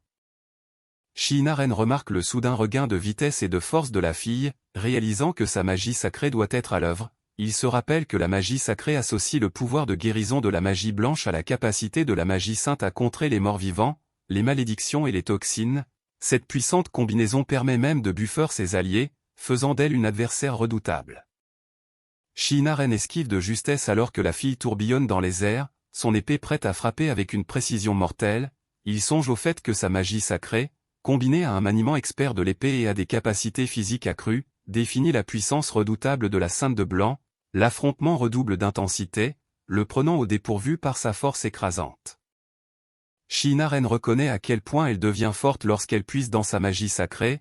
Elle avoue s'être retenue plus tôt, de peur que Weiss ne la réprimande pour l'avoir utilisée sans permission. De son côté, Shihina-ren décide qu'il est enfin temps pour lui de devenir sérieux dans ce combat. La Sainte de Blanc s'élance dans une féroce attaque aérienne, son épée levée au tandis qu'elle fend le choc chaotique de la magie et de l'acier, son regard déterminé révèle toute la force de son pouvoir sacré enfin libéré, le champ de bataille tremble sous l'intensité de son assaut. Shihina-ren serre fermement son épée, le visage figé par la résolution alors qu'il se prépare à contre-attaquer, l'air crépite autour de lui, la tension du combat atteignant son paroxysme, adoptant une posture puissante, il se prépare à affronter de front la féroce attaque de la Sainte de Blanc. La confiance de Shihina-ren grandit à mesure qu'il s'adapte à son style de combat, parant habilement ses frappes rapides, malgré sa force, il se rappelle à quel point elle s'est améliorée depuis leur dernière rencontre, se préparant au mouvement suivant, la tension entre s'aiguise à chaque choc de leurs lames. Shihina-ren réduit rapidement la distance, plaçant sa lame à quelques centimètres à peine de la gorge de la Sainte de Blanc, la prenant complètement au dépourvu, ses yeux s'écarquillent sous le choc lorsqu'elle réalise à quel point il s'est approché, ce soudain revirement de situation la laisse momentanément vulnérable. Shihina-ren bloque promptement la contre-attaque de la Sainte de Blanc, sa concentration calme restant inébranlable, elle lance une série rapide de frappes, mais il anticipe chacune d'elles avec précision, dans un mouvement fluide et soudain, il la fait tournoyer dans les airs, la laissant momentanément stupéfaite et déséquilibrée. La Sainte de Blanc pousse un soupir de surprise alors qu'elle est soudainement projetée dans les airs, atterrissant sous Shihina-ren, il s'agenouille au-dessus d'elle, le visage tendu mais concentré, tandis que la lumière de la lune jette une lueur paisible sur ce moment de tension. La voix de Shihina-ren brise la tension lorsqu'il déclare « C'est ma victoire ». La Sainte de Blanc est allongée sous lui, les yeux grands ouverts de choc et d'incrédulité, surprise par la soudaine finalité de cet instant. Le choc de la Sainte de Blanc est palpable lorsqu'elle murmure « Impossible », les yeux de Shihina-ren s'écarquillent de surprise alors que le combat prend un tournant inattendu, elle lance une contre-attaque féroce, balançant son épée avec une détermination renouvelée, le forçant à se mettre en garde. La Sainte de Blanc, les larmes aux yeux, insiste farouchement sur le fait qu'elle n'a pas encore perdu, la surprise de Shihina-ren est évidente lorsqu'il réalise que le combat n'est pas terminé, se préparant alors qu'elle réajuste son épée pour une nouvelle frappe, la tension entre eux se ravive, tous deux prêts pour le prochain mouvement. L'homme plus âgé applaudit discrètement, saluant la remarquable habileté et les efforts du protagoniste, il le félicite pour avoir vaincu la jeune demoiselle et sa magie sacrée, reconnaissant le travail acharné derrière sa force, avec respect, il note également l'impressionnant exploit du protagoniste qui a vaincu le chef des Wolvens à lui seul, l'attribuant à la fois à un entraînement rigoureux et à une grande détermination. L'homme plus âgé s'adresse à Vice-sama, l'exhortant à prendre pleinement conscience de la profondeur de la force du jeune homme, il l'encourage à retourner à la résidence avec une motivation renouvelée, tandis que Vice, visiblement partagé et abattu, acquiesce silencieusement. Pendant ce temps, Shihina-ren observe l'échange avec un mélange d'inquiétude et d'anticipation. Vice s'excuse pour l'intrusion mais admet que l'expérience lui a été précieuse, Shihina-ren acquiesce nerveusement, confiant que ce fut également une excellente expérience pour lui, avec une calme résolution, Vice décide de se reposer, laissant le groupe réfléchir aux événements de la journée. L'homme plus âgé présente ses excuses à Shihina-ren et exprime son intention d'informer le baron de la gentillesse de la famille Ashton. Shihina-ren minimise modestement sa contribution, mais l'homme insiste sur le fait qu'il a bel et bien fait la différence. En réfléchissant au comportement récent de Vice, l'homme mûr admet qu'elle était devenue complaisante, et que cette expérience devrait lui servir de leçon précieuse. L'homme plus âgé exprime le souhait de prolonger les séances d'entraînement, mais insiste sur le fait qu'ils doivent partir le lendemain matin. Il explique que Vice elle-même a négocié avec son père pour venir au village, chargé de calmer l'agitation causée par les récents troubles. Shihina-ren écoute attentivement, surpris par cette révélation. Shihina-ren réfléchit aux exploits impressionnants de Vice, excellant tant dans les arts militaires que littéraires et ayant obtenu les meilleures notes au sein de la prestigieuse académie, bien qu'elle puisse être hautaine et difficile à comprendre, il réalise qu'elle n'est pas juste une fille prétentieuse, mais une personne droite et fondamentalement bonne. Au fond, elle cache bien plus que les apparences ne le laissent croire. Shihina-ren est tourmentée par la douloureuse question de savoir pourquoi les choses se sont déroulées ainsi, se remémorant le souvenir embrumé d'un moment tragique, il songe au fait que leur enfance était rarement évoquée dans le jeu, rendant cette révélation d'autant plus inattendue. Sous la paisible lune, il reconnaît qu'il ne s'attendait jamais à la rencontrer si tôt dans leur histoire. Alors que l'aube se lève sur la campagne paisible, le calme du matin est rythmé par le chant d'un coq. À l'intérieur d'une maison chaleureuse, une jeune femme reste éveillée, agitée et incapable de trouver le sommeil, déterminée, elle se murmure à elle-même qu'elle ne peut pas abandonner maintenant. Elle couche soigneusement ses pensées dans une lettre, espérant exprimer correctement son invitation au garçon. L'homme plus âgé la lit à haute voix, curieux et approbateur, tandis qu'elle explique qu'écrire lui a semblé le meilleur moyen de transmettre ses sentiments avant leur départ. L'homme plus âgé lit attentivement la lettre, hésitant alors qu'il cherche ses mots, il s'adresse enfin à la jeune femme, lui révélant doucement que ce qu'elle a écrit ressemble à une lettre d'amour. Surprise, elle le confirme discrètement, tandis qu'il commence à réfléchir à la manière de lui expliquer les choses plus en détail. La jeune femme insiste passionnément sur le fait que chaque mot de sa lettre est vrai, exprimant à quel point le garçon a dépassé les attentes pourtant élevées qu'elle avait envers lui. L'homme mûr, bien que comprenant ses sentiments, la prévient doucement que ses propos pourraient la faire passer pour une jeune fille éperdument amoureuse. Sa réaction de stupeur révèle le poids de cet avertissement. L'homme plus âgé lit à haute voix d'autres éloges tirés de la lettre, soulignant la valeur, la bravoure et la galanterie du garçon, tandis que la jeune femme serre la lettre, visiblement ébranlée. Elle insiste passionnément sur le fait que ces mots correspondent à la vérité, convaincue que n'importe qui voudrait croiser le fer à plusieurs reprises avec lui après avoir été témoin d'une telle maîtrise de l'épée. La jeune femme, décontenancée par les remarques de l'homme plus âgé, admet à contre-cœur que sa missive s'apparente à une lettre d'amour. Elle se remet en question, se demandant si c'est parce qu'il s'agit de sa première lettre personnelle, par opposition aux courriers administratifs qu'elle a l'habitude de rédiger. Malgré son hésitation, elle accepte de jeter la lettre une fois qu'ils auront quitté le village. Et c'est ainsi que, concluant leur première rencontre par une démonstration de combat éclatante, elle laissa discrètement le village derrière elle. Une soudaine rafale de vent s'empare de la lettre qu'elle avait l'intention de jeter, l'emportant au loin. Ignorant l'importance du moment, elle la regarde s'éloigner hors de portée. La scène se déplace vers une silhouette solitaire marchant sous les arbres et une lointaine tour imposante, laissant présager des conséquences à venir qu'elle ne saisit pas encore. Shinaren réalise qu'ils n'ont pas encore testé l'épée démoniaque du bandit et décide de s'entraîner à l'utiliser. Concentré, il donne un coup de lame en direction d'un oiseau à proximité, préparant le terrain pour observer la capacité unique de l'épée en action. Shinaren teste l'épée démoniaque du bandit en la dirigeant d'un coup sec vers un oiseau, réussissant à lui dérober une plume sans lui faire de mal. Surpris mais intrigué, il examine la plume, réalisant la capacité unique de l'épée à prendre sans détruire. Les oiseaux effrayés s'envolent rapidement, le laissant méditer sur le potentiel de l'épée. Shinaren découvre une lettre pliée et, poussé par une curiosité grandissante, se demande s'il pourrait s'agir d'une lettre d'amour. Son expression se change en surprise et en confusion alors qu'il tente de donner un sens à son contenu. Le mystère s'épaissit, le laissant incertain de ce que le destin lui réserve. Shinaren contemple la mystérieuse lettre qu'il a trouvée, se demandant s'il s'agit véritablement d'une lettre d'amour. Il remarque la qualité supérieure du parchemin et la mention des talents d'un épéiste, ce qui éveille sa curiosité quant à l'identité de la personne l'invitant à Clausel. Alors qu'il réfléchit, le visage d'une fille apparaît fugitivement, l'amenant à se demander si c'est elle qui l'a écrite et pourquoi la lettre a fini là. Shinaren perçoit des bruits de pas qui approchent et cachent rapidement la lettre, ses yeux s'écarquillant lorsqu'il aperçoit des chevaliers en armure traverser la forêt à cheval. Il réalise que ces chevaliers ne font pas partie du groupe de Vice-sama, ce qui soulève de nouvelles questions sur leurs intentions. Le regard de Shinaren se fixe sur le blason arboré par le chevalier en armure, le reconnaissant instantanément comme inconnu. L'emblème est nettement différent de celui de Clausel, soulevant une question cruciale: ces chevaliers viennent-ils d'un tout autre domaine?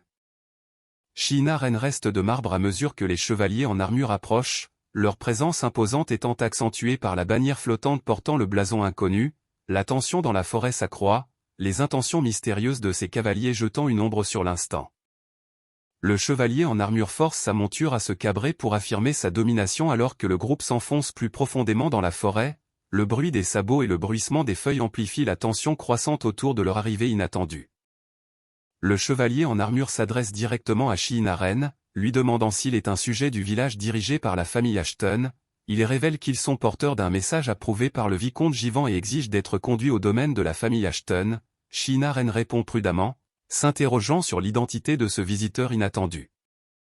Shinaren se rappelle que le vicomte Jivan dirige un domaine situé au nord-est de leur position, sans lien avec la famille Ashton mais d'un rang supérieur à celui du baron. Réalisant qu'il ne peut ignorer la missive du vicomte, il accepte nerveusement de guider les chevaliers vers sa maison, tandis qu'une incertitude plane sur la signification de ce nouveau rebondissement.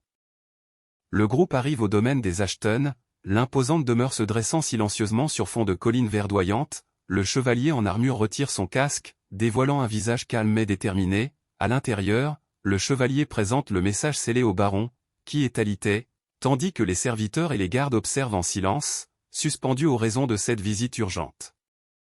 Le chevalier révèle qu'il apporte un message spécifiquement destiné à Lane Ashton. À la grande surprise de Sheenaren, il explique que le vicomte apprécie grandement les talents de Lane et souhaite l'employer dans sa résidence. Cependant, le compagnon du chevalier intervient rapidement, rappelant que leur seigneur a été le premier à formuler une invitation à Lane, créant un moment de rivalité tendue. Le chevalier affirme l'autorité de sa famille sur le village, insistant sur le fait que toute démarche envers Lane doit d'abord passer par eux. Il conteste les prétentions de l'autre partie, soulignant qu'une simple invitation ne garantit pas l'acceptation de Lane. Pendant ce temps, la silhouette encapuchonnée en appelle au respect mutuel et à la courtoisie, rappelant que la loyauté envers le vicomte devrait guider leur conduite en dépit des différences de rang ou de faction. Le chevalier s'incline avec un sourire confiant, acceptant de reculer pour le moment et promettant qu'ils reverront leur approche. Alors que leur groupe se prépare à partir, le chevalier assure qu'ils reviendront, laissant la silhouette encapuchonnée les regarder s'éloigner d'un air déterminé. Sheenaren lit à haute voix la troublante nouvelle selon laquelle le village est envisagé pour une intégration au domaine du vicomte Givant. Le groupe constate à quel point les querelles de factions en cours ont dégénéré au point de toucher ce village reculé, reconnaissant les lourdes conséquences de cette lutte de pouvoir. L'empire de Léomel est divisé en 3 puissantes factions, chacune exigeant la loyauté des nobles. La première, la faction impériale, voue la plus haute révérence au fondateur de la nation le roi Lion et soutient que seule la famille impériale est digne de diriger le pays. La deuxième faction est la faction des héros, menée par les 7 grandes maisons nobles réputées pour avoir engendré les héros qui terrassèrent jadis le roi démon. Ils sont perçus comme la faction des protagonistes de la légende des 7 héros, et le vicomte Givant lui-même figure parmi leurs rangs. Beaucoup estiment que le pouvoir de cette faction devrait être limité afin de promouvoir la liberté, la démocratie et de réduire les inégalités de richesse au sein de l'empire de Léomel. Enfin, la faction neutre émerge des pacifistes qui fuient le conflit et respectent les 2 factions majeures. Parmi eux se trouve le baron Clausel, incarnant ceux qui cherchent l'équilibre au milieu du chaos de l'empire.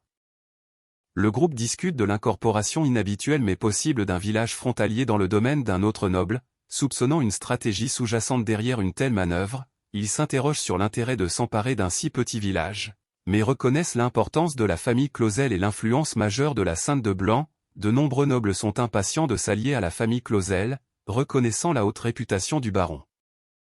Sheenaren hésite, réticent à l'idée de se retrouver mêlé à de dangereuses luttes de pouvoir et conspiration. Malgré cela, il reconnaît son lien avec la famille Clausel par l'entremise de la famille Ashton et réalise qu'il est peut-être déjà pris dans un engrenage qui le dépasse largement. Prudent mais incertain des véritables intentions du vicomte Givant, Sheenaren se prépare à ce qui l'attend.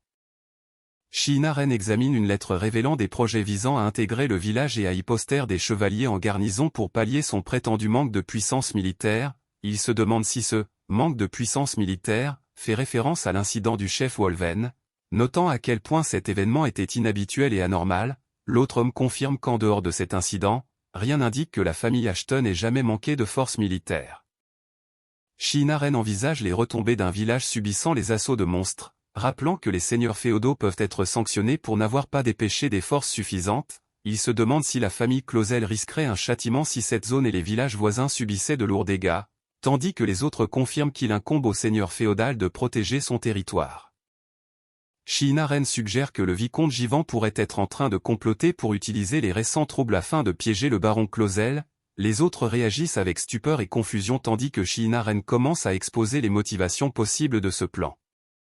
Sheenaren prévient que le vicomte Givant pourrait feindre de protéger le baron Clausel dans l'unique but de l'enfermer au sein de la faction des héros. Il ajoute que si cela était planifié depuis le début et préparé de longue date, ce serait le pire des scénarios. Les autres écoutent, frappés par la gravité de la machination. Sheenaren suggère que l'incident du chef Wolven pourrait être lié au vicomte Givant, sous-entendant une implication bien plus sombre et profonde. Le poids de cette hypothèse plane tandis que l'image d'un loup menaçant et de chevaliers en armure installe une atmosphère de mauvais augure. Pendant ce temps, d'autres expriment leur incrédulité, peinant à concevoir que le vicomte Givant ait pu délibérément lâcher un monstre. Sheenaren admet qu'il analyse peut-être trop la situation sans preuve tangible, tout en reconnaissant que les pièces du puzzle s'emboîteraient parfaitement si sa théorie s'avérait vraie.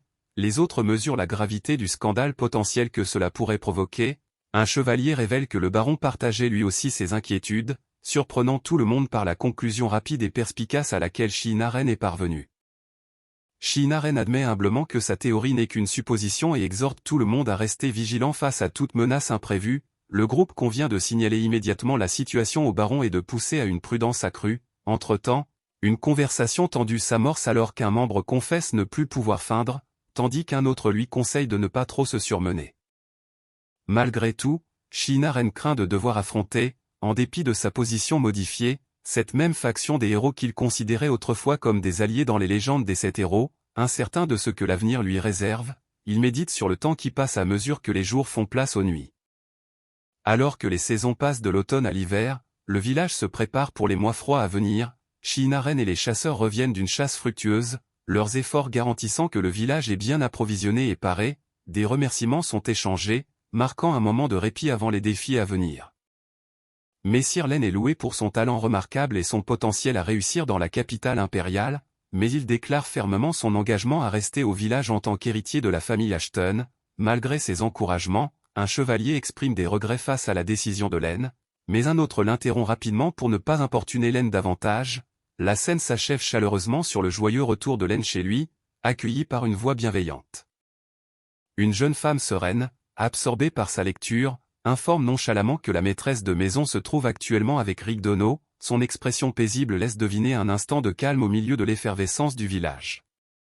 L'exclamation soudaine et forte de Shinaren fait sursauter la fille qui lisait tranquillement à la table, la faisant grimacer et lui demander pourquoi il a élevé la voix si brusquement. La tension se dissipe lorsqu'elle se plaint en plaisantant que le bruit lui fait mal aux oreilles.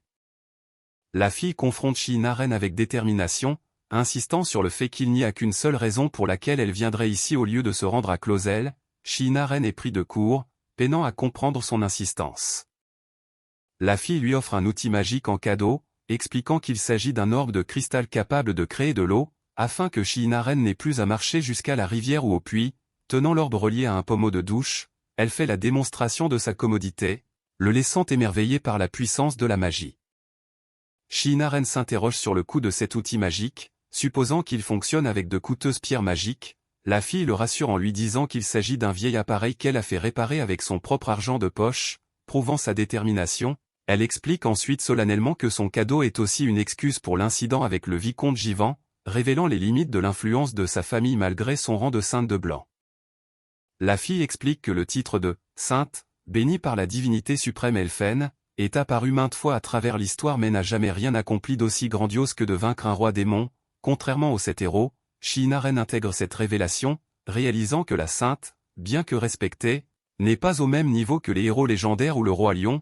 La fille lui demande ensuite de la conduire à la chambre de son père maintenant qu'il est revenu.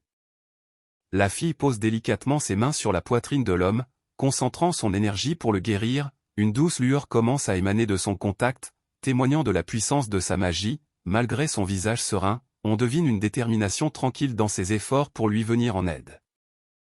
L'homme remercie chaleureusement Lady Lycia pour ses soins, saluant la magie sacrée qu'elle a employée. Shinaren, surpris, demande s'il avait soigné son père lors de sa précédente visite, ce qu'elle confirme, lui révélant une information qu'il ignorait. La réalité lui apparaît alors avec un mélange de confusion et de surprise. Alors que la neige tombe doucement dehors, la fille s'élance vers l'avant avec une frappe déterminée, ses mouvements étant vifs et précis. Shinaren part son attaque avec un calme concentré, constatant à quel point elle s'est améliorée en si peu de temps. L'air vibre sous l'intensité de leur entraînement, mettant en valeur ses compétences affûtées.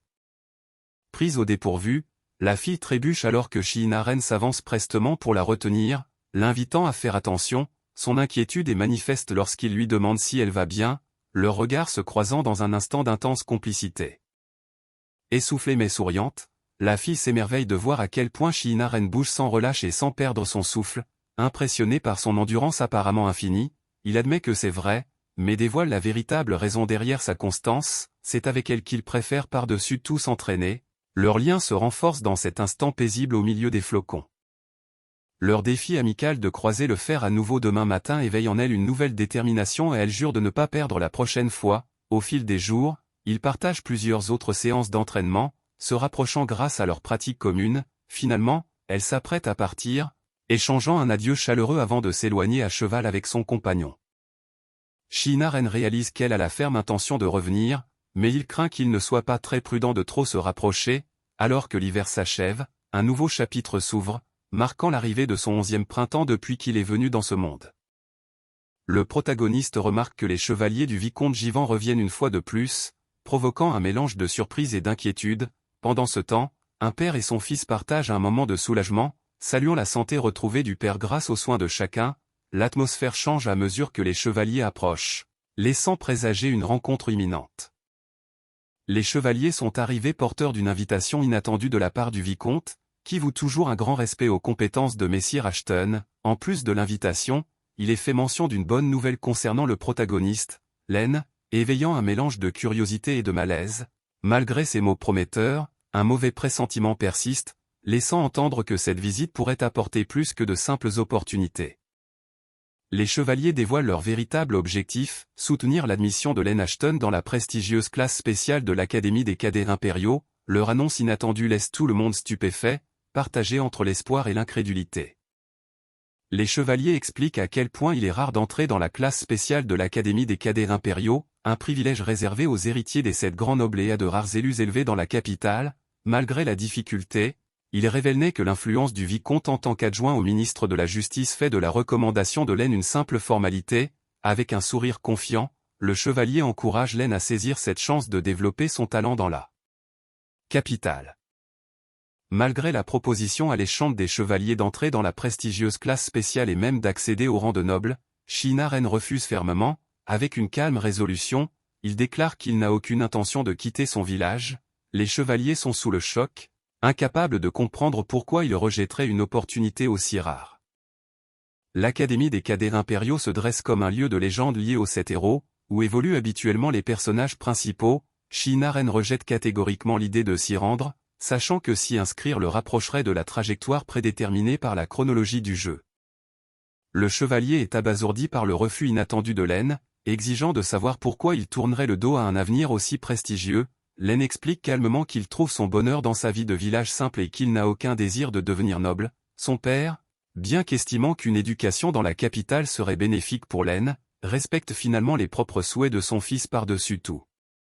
Shinaren exprime sa fierté de servir la famille Clausel depuis des générations et insiste pour rédiger personnellement une réponse à l'attention du vicomte, demandant aux chevaliers de l'emporter avec eux. Les chevaliers échangent des regards tendus mais finissent par l'assurer qu'ils remettront son message en personne, acceptant sa décision avec une ferme résolution. Le chevalier prend solennellement acte du caractère regrettable de la décision de Len, s'adressant à Messire Ashton avec respect. Shinaren observe en silence, le poids de l'instant s'installant alors que l'émissaire se prépare à prendre congé, tandis que les cavaliers du vicomte Jivan s'éloignent. Quelques jours s'écoulent, marquant le début d'un nouveau chapitre. Les chevaliers étant partis dans des circonstances bien différentes des fois précédentes, Shinaren accueillit sa 3e visite avec une bienveillance discrète mais constante. Ce moment est empreint d'un mélange de familiarité et de tension sous-jacente, tandis que l'entourage observe la scène avec une pointe de surprise et d'inquiétude. La jeune demoiselle est étendue, affaiblie, dans son lit, sa respiration étant superficielle tandis que son entourage s'occupe d'elle avec une inquiétude silencieuse. Dehors, la maison de pierre familière se dresse immobile, témoin muet de la crise en cours. Les chevaliers expliquent à Shinaren qu'elle est tombée malade il y a 3 jours près d'un autre village, souffrant d'une maladie rare qui ne frappe que les enfants dotés d'une grande puissance magique, laissant tout le monde dans l'attente anxieuse de réponse. Les chevaliers précisent que la maladie n'est pas contagieuse et confère une immunité une fois contractée, mais son apparition soudaine reste alarmante. Ils préviennent que si la fièvre de la patiente grimpe en flèche et que ses défenses faiblissent, des complications fatales pourraient survenir, exigeant au moins 2 à 3 semaines de repos complet. Shinaren écoute attentivement alors qu'ils appellent à la patience et au calme en attendant que la jeune demoiselle se rétablisse. 3 jours ont passé, et son état s'est enfin stabilisé, apportant un soulagement prudent. Shinaren arrive à la maison de pierre et est accueilli à l'intérieur par un chevalier. En entrant dans la pièce, il remarque que bien que ses joues restent rouges, elle est éveillée et lucide. Bien que sa fièvre soit tombée, la voix de la jeune demoiselle tremble lorsqu'elle s'excuse doucement, le regard empreint de tristesse et de vulnérabilité. L'expression de Shinaren change, pris de court par ces excuses inattendues. La jeune demoiselle s'excuse en larmes pour être tombée malade sitôt arrivée et pour avoir imposé le fardeau de ses soins à Shinaren. Il l'assure promptement que ce n'est pas sa faute et l'exhorte à relever la tête. Il lui explique que leur périple avait pour but de prouver leur détermination au vicomte Jivan, raison pour laquelle il prévoyait de visiter plus de villages que d'ordinaire. La sainte, en dépit de son influence limitée, souhaite profondément montrer par sa présence que Clausel reste unie. Pourtant, elle ne peut s'empêcher de nourrir de la frustration envers elle-même, ses émotions pesant lourdement alors qu'elle serre le poing dans une détresse silencieuse. Shinaren l'écoute sans un mot, percevant l'intensité de son tourment intérieur. À un si jeune âge, elle plie déjà sous le poids de son statut et de ses responsabilités, se sentant impuissante et incapable de se montrer digne de l'héritage de sa défunte mère. En pleurs, elle avoue qu'elle n'a pas même réussi à vaincre Shinaren une seule fois et craint de n'être qu'une enfant géniale ternissant la mémoire de sa mère. Shinaren, décontenancée, l'interroge doucement sur sa mère, touchée par la profondeur de sa peine. Shinaren se rappelle que sa mère avait été folle de joie en apprenant qu'elle était la Sainte de Blanc et croyait qu'elle accomplirait de grandes choses. Même lorsque la maladie l'a emportée, elle s'est accrochée à cet espoir. Pourtant, Shinaren n'a jamais vu le visage de sa mère qu'à travers des portraits et n'a jamais entendu sa voix, laissant un sentiment persistant de distance et de manque. Elle révèle que la tenue qu'elle porte est celle que sa mère arborait enfant, et qu'à chaque fois qu'elle combattait ainsi vêtue, elle avait le sentiment que sa mère l'encourageait. Shinaren, surpris, réalise qu'il s'agissait d'un souvenir dont il ignorait tout. Malgré cela, elle confie sa profonde détresse face à la difficulté de répondre aux attentes de chacun, sentant que ses efforts ont finalement été vains. D'un ton calme et sombre, elle admet que ce sera la dernière fois qu'elle viendra ici, laissant présager un adieu douloureux qui lui pèse l'esprit. Elle confie discrètement qu'elle a décliné l'invitation à l'Académie des cadets impériaux, une décision liée aux efforts qu'elle et son père déploient pour prouver leur loyauté envers Clausel. Malgré le poids des attentes, elle admet qu'elle ne peut plus continuer à se comporter en enfant gâté. Shinaren l'écoute, stupéfait par la force de sa résolution. Elle s'excuse doucement pour les désagréments que sa famille a pu causer et révèle qu'elle a déjà fait part de sa décision à Weiss. Avec une sincérité touchante, elle exprime sa profonde gratitude pour toute la bienveillance dont elle a fait l'objet. Shinaren, ému, prend conscience que le cœur de cette fille est d'une pureté absolue.